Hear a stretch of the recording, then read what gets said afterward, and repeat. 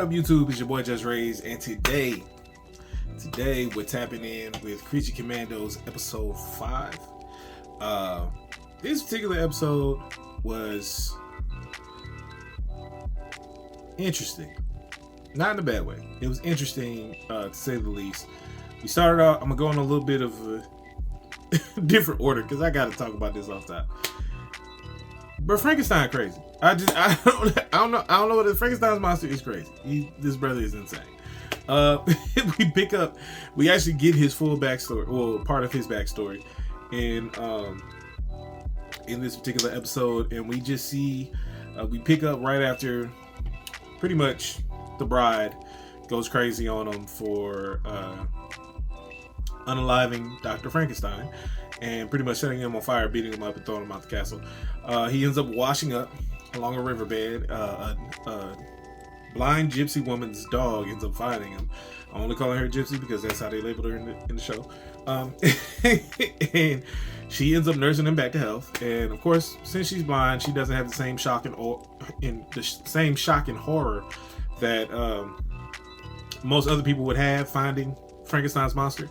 And so it's interesting to see their dynamic, see their relationship. She nurses him back to health. He helps her to not feel lonely and takes care of her and does hunting and stuff like that so they can eat and all just the different things. And so you're like, okay, maybe this dude, maybe something happened to her or something like that, and that's why he's so cynical. But he seemed sweet at first, and so it's just like, all right, well, let's see what you're talking about. And then through the progress of the story and the backstory, the day he decides to depart permanently, he ends up, unfortunately, he ends up locking the dog outside and having a conversation with the gypsy woman. And of course, she's pleading for him. She was like, "No, don't leave. I don't want to live alone anymore. I'm scared." And he's like, "Nah, I gotta leave. I gotta go find my bride, and I'm in it for love," and blah blah blah. She's like, "That woman don't love you, man," and she ain't wrong. The bride does not love him at all. He's like has Super Saiyan levels of delusion, like Ultra Instinct levels of delusion at this particular point. And you see it there. He just kind of snaps at her and just like, nah, she does. I gotta go find her. Bro, she don't love you.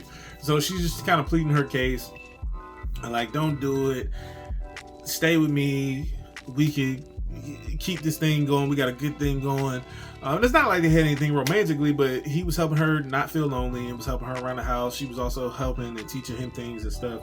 And so it was just like they had like a cool little relationship and a cool little friendship. And he was like, "Don't worry about it. You won't have to be alone." And she was like, "Hold on, why the dog outside?" And he was just like, "Because I don't think he would understand this." And then proceeds to unalive the gypsy woman. I'm like, bro, what? This man is insane. just when you thought he might have had a semblance of doing something good, this man proves that he ain't right. So something ain't right. What's wrong with him? This brother is crazy. But anyway, that was his story. He ends up leaving after unaliving her and taking the dog and then walking off like ain't nothing happened.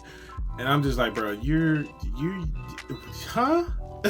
Like, bro, you off your rocker. But yeah, it was just interesting just to see the transition and to see all of that transpire throughout the episode. But we pick back up right where the episode pretty much left off in episode 4, where we have Rick Flag and Frankenstein Frankenstein's monster kind of becoming like a little makeshift team. And it's interesting to see just how they're coming together and see what it is that they're actually doing. They decided to sneak and spy on the professor that ended up talking Amanda Waller into allowing Cersei to show her vision. She was supposed to be the leading professor in Themyscira history and knowledge. And so they go to scope out her class, and yeah, something ain't right. Something ain't right to the professor. She's acting real weird, real nonchalant. focusing in and talking about, or being real touchy-feely with the students, and then focusing in and talking about lesbians and Themyscira, and it's just like, wait, what is happening? This is not how a professor should talk. You would immediately get fired. Like, if you can't with all of that. That was a whole lot of extra. So they decided to go to her apartment, check out her apartment, see what's going on, because something ain't right with Shorty. And so while they're doing that, of course, Rick Flag is trying to reach out to the princess. He finally gets her and he warns her that, hey, the Commandos are coming back.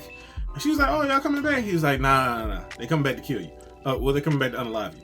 And she's like, oh, he's like, so make sure you safe, make sure you good. And of course, the Commandos are already en route, being escorted by, of course, her military. And then she contacts her lead soldier who's driving the Commandos.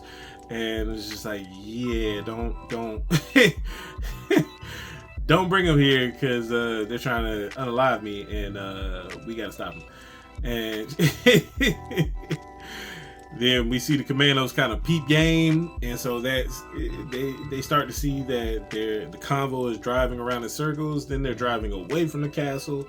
He's like, nah, this is a scenic route.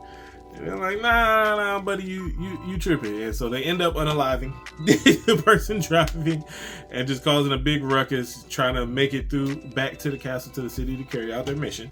And then we see the princess pretty much give the order to go ahead and assassinate him on sight. And pretty much kind of saying that the bride and Dr. Phosphorus were the real threats, because Nina not really about that life.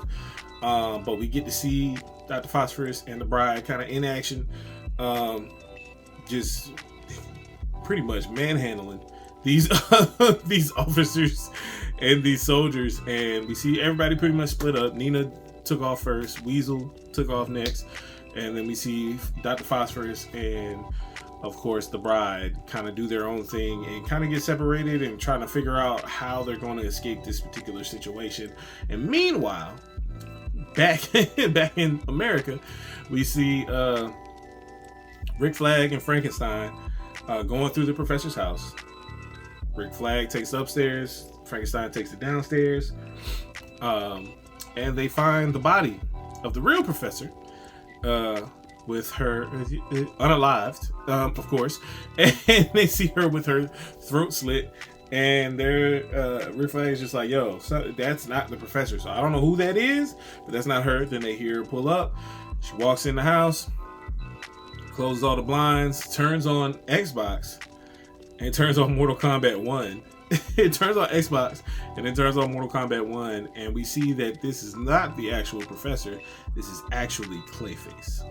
And it's Batman the Animated Series version of Clayface, where he's this big clay monster, and he's just sitting there with the blinds closed, just all relaxed, got his beard beside him, got his Xbox controller, and it's playing Mortal Kombat 1. And so Rick Flag and Frankenstein are they're like, all right, we gotta warn Amanda Waller, let her know that she's been lied to, she's been bamboozled and hoodwinked and led astray and run amok. So they're trying to tiptoe out the spot. Clayface ends up hearing them, ends up catching both of them with his makeshift tentacles that he made out of clay. They have a fight. He pretty much banes Rick Flag, just pretty much tears him to shreds, breaks his back, tosses him aside, and he's trying to overwhelm Frankenstein, but Frankenstein's able to get free enough to get the wires out of the outlet and electrocute Clayface, taking him out of commission, not necessarily unaliving him, but taking him out of commission for the time being. Then he goes over to make sure Rick Flag is okay, and it sounds like Rick Flag is about to be unalived as well, just because of everything that he was put through in that fight. But from my knowledge, knowing that he's going to be in the Superman movie, he can't just be unalived in this moment. But it looked real bad. It looks real bad. So the episode pretty much ends there. And it was so much going on in that episode. Seeing Frankenstein's backstory, knowing that he's just utterly insane at this particular point, and just kind of seeing that there was no redemptive quality for that man. Like he's so fixated on the bride that he can't focus on anything else, and it shows. It shows in a bad way. It shows. And so it was just interesting to see that play out that way. I'm gonna give episode 5, I'm gonna give it about an 8.5. I thought it was a really good episode. I thought they did a lot. I thought they did a lot in that episode. Ouch. I thought they did a lot in that episode, showing his backstory, moving the story forward, introducing Clayface and making him canon. It was interesting to see everything that they accomplished in that particular episode. RIP to the professor, but it was interesting seeing everything that developed in that particular episode. Thought it was dope. Interested to see, like I said, how this series is going to pan out. I'm not sure if it's I believe it's either 7 or 8 episodes for the first season. James Gunn has already renewed it for a second season, so we're gonna get more of Creature Commandos, which is cool. I think it's a dope show. Always been a fan of DC's animated side more so than their live action.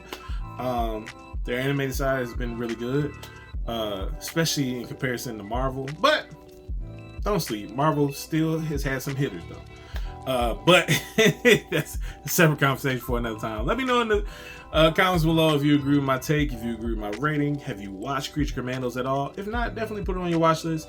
It's definitely not for kids, but it's definitely an enjoyable watch.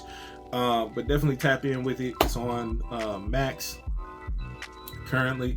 And yeah, let me know in the comments below how you felt about this particular episode. And don't forget to like the video. Don't forget to share the video. Don't forget to subscribe to the channel and hit that notification bell, so that way you can be notified anytime that we drop a new video on the channel, which is every day.